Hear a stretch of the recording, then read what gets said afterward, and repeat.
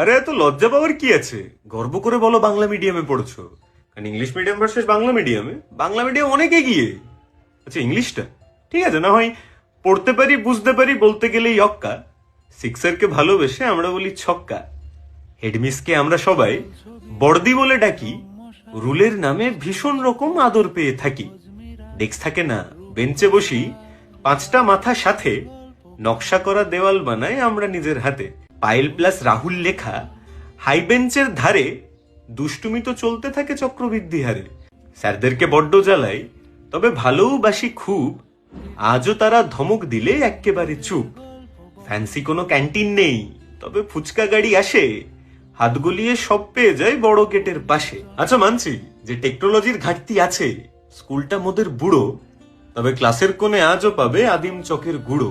half ticket, police, বিটনু না